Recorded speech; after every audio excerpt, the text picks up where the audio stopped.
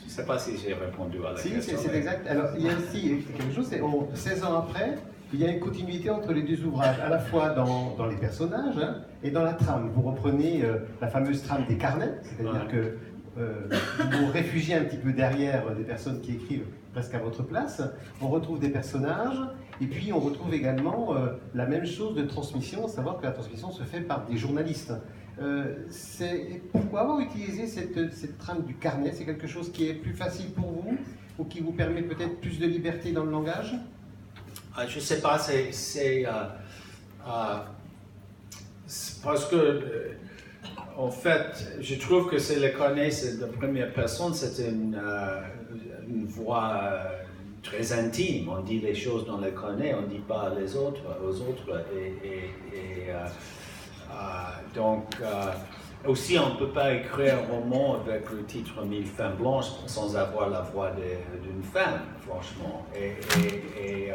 Je n'étais pas capable d'écrire un roman sur les Amérindiens du point de vue d'une Cheyenne. Je n'ai pas le droit de le faire. Et c'est pour ça que j'ai pris le carnet. Et aussi, à cette époque, j'ai lu beaucoup de carnets écrits, la plupart écrits par les femmes, dans les wagons à travers les grandes plaines, en route en Californie. La plupart étaient écrits par les femmes. Et c'était juste une voie naturelle, j'ai trouvé, pour raconter cette histoire, une façon aussi de me mettre comme écrivain dans la peau de mes personnages, dans la peau de ces femmes, et de devenir ces femmes pendant le processus d'écriture. Et bon, donc pour le deuxième, je voulais continuer. Je n'ai pas relu 1000 femmes blanches parce que je ne suis pas capable, j'ai horreur de relire mes livres. Mais c'était marrant parce que j'ai retrouvé la voix de ces jumelles irlandaises, lesquelles c'était encore là dans ma tête. Et quand j'ai commencé, j'étais un peu étonné moi-même comme c'était facile de retrouver le voix. Mais je voulais aussi, dans le deuxième, dans La vengeance des mères, le problème avec la première personne, avec un seul narrateur dans les carnets, on a un seul point de vue. Et donc, avec celui-ci, j'ai trois narrateurs différents. Lesquels ici qui sont déjà vécus toutes ces horreurs à la fin des guerres des Indiens, et un nouveau groupe des femmes blanches qui sont arrivées et qui sont assez innocents encore, pas longtemps, mais ça dure pas longtemps. Et comme ça, on peut avoir trois points de vue différents. Et c'est beaucoup, à mon avis, c'est plus intéressant pour moi aussi, pour le lecteur, je trouve. Alors, vous avez également déclaré, je vous cite, La vengeance des mères est une œuvre de fiction, mais j'ai essayé d'être le plus près possible de la réalité historique. Est-ce que c'est facile dans un panorama aussi grand, dans une histoire aussi grande, aussi mouvementée, etc. Est-ce que c'est possible justement de faire de la fiction tout en respectant l'histoire? Ça c'est une bonne question parce que en fait, je ne peux pas dire que j'écris les historiens sont un peu, à mon sens, aux États-Unis, ils ne sont pas très fans de mes bouquins parce que c'est pas, ils sont des romans, franchement. Il faut inventer, ça, c'est la nature de la fiction. Je trouve que c'est vrai que j'essaie de construire une structure vraie au sujet de l'histoire, les massacres, les batailles qui sont passées pendant cette époque, les mouvements de l'armée, la culture cheyenne que j'ai beaucoup étudiée et fait beaucoup de recherches sur la culture cheyenne. J'ai essayé d'être fidèle à la réalité, la vérité, comme possible pour un blanc. Et puis j'ai mis mes femmes blanches dans cette structure. Et donc, Mais je dis toujours, oui, c'est un roman, c'est une fiction. Alors, vous reprenez l'histoire du programme FBI, hein, donc, les femmes blanches donc, chez les Indiens, mais autant le premier roman était plutôt placé sous le signe de l'intégration, autant le second est plutôt placé sous le signe de l'extermination. On a l'impression, c'est ce qui s'est passé, c'est qu'il y a un revirement en fait du gouvernement par rapport justement à l'intégration des Indiens. Oui, mais c'est vrai que le deuxième, on a beaucoup d'espoir dans le deuxième, en fait. C'est donc, on n'a pas un massacre. J'hésite à dire trop pour les lecteurs, parce que si vous n'avez pas lu le roman, je ne vais pas le dire, mais j'ai vraiment essayé tout ce qui se passe dans le monde ces jours-là, le temps actuel. Je voulais pas.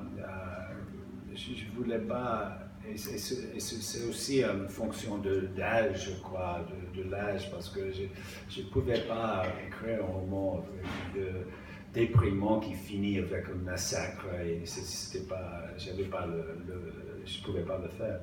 Et je ne voulais pas le faire. Et donc, c'était quoi par la question encore?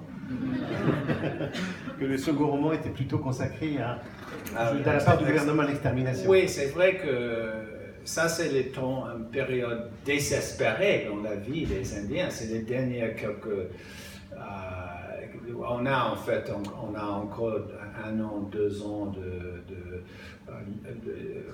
mais de plus en plus désespérés. Donc, l'armée à cette époque, dans cette période, ils ont entouré les Indiens libres, les bandes qui étaient encore libres dans les grandes plaines, avec le but de les exterminer. Mais quand même, ces femmes et ces Indiens, c'est la nature humaine, ils voulaient vivre, ils voulaient survivre, surtout ils voulaient que les enfants survivent. Et donc, on a encore dans celui-ci, malgré le titre et la vengeance, oui, on a un esprit de vengeance dans les jumelles qui ont perdu tellement dans le premier. Mais quand même, les nouveaux qui sont arrivés, qui viennent, tous mes personnages dans les 2 romans viennent en marge de la société. C'est sûr que les femmes avec les vies heureuses, avec les familles, les amis, ils vont pas aller vivre ils vont pas se marier, elles vont pas se marier avec les sauvages. Donc, toutes ces femmes, ils viennent des situations, des circonstances difficiles, souvent tragiques, des asiles, des prisons, des autres circonstances dures. Ils ont vécu des vies de prostitution très dures, et donc elles sont arrivées mais elles trouvent qu'ils sont acceptés par les Indiens, beaucoup plus que par la société américaine. Alors justement, lorsque l'on lit votre livre, on se dit ça, c'est un hymne aux Indiens, mais en fait on se rend compte que c'est un hymne aux femmes. Et vous avez d'ailleurs choisi en couverture une femme indienne, avec qui donne d'ailleurs un petit peu le ton du livre. Dans l'expression de son visage, on sent une force de caractère, hein, c'est ce qu'on va ressentir à travers ces femmes tout au long du roman, mais également une certaine tristesse, puisque ce roman, c'est quand même le roman également de la perte, de la mort, etc., donc de la tristesse. C'était un petit peu un choix, c'est voulu? C'est vous qui l'avez choisi, ce portrait? Oui, tout à fait. Moi, j'ai trouvé alors c'est Pretty Nose. Pretty Nose, jolie nez. Oui, jolie nez. Elle est une femme guerrière. La photo a été prise en 1880, alors 60. 78. Oui, bien sûr. Et 2 ans après les événements racontés dans l'histoire, elle est un personnage dans le roman aussi, basé sur ce que je pouvais trouver d'elle. Mais elle était une vraie femme guerrière. Elle a combattu contre Custer au Little Big One, en fait. Et c'est vrai qu'elle m'a beaucoup inspiré pendant l'écriture. Après, j'ai tombé sur cette photo parce que on voit toutes ces choses dans son visage. On voit surtout aussi la puissance de cette femme. C'est pas une femme que je voulais. Si j'étais un soldat, je voulais pas la rencontrer dans la bataille. Ça, c'est sûr.